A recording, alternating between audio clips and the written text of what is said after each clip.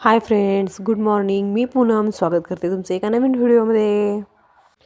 आज होती रथसप्तमी. हळदी कुंकू आपलं मकर संक्रांतीपासून चालू होतं ते रथसप्तमीपर्यंत संपतं. रथसप्तमी म्हणजे सूर्यदेवतांची पूजा करायची असते.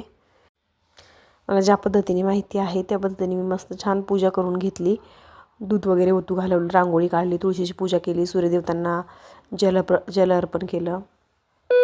सकाळी सकाळी उठून सगळं आवरलं होतं, कारण लवकर पूजा करायची असते ही.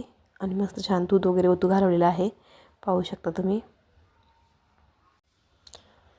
थंडी आता कमी पडली आहे. हर्षूसुद्धा माझ्याबरोबर उठून सकाळ सकाळ बाहेर आला आहे. पूजा वगैरे झाल्याच्या नंतर मस्त चहा बनवला. सकाळी सकाळी मला 2च टाईम चहा लागतो. 2 टाईम पटकन चहा करून घेतला, मस्त चहा वगैरे पिला आणि नंतर बाकीच्या सर्व कामांना सुरुवात झाली.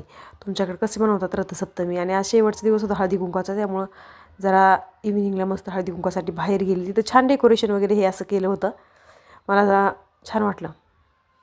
आणि कशी केली तुम्ही रथसप्तमी? भेटूया नेक्स्ट व्हिडिओमध्ये. बाय.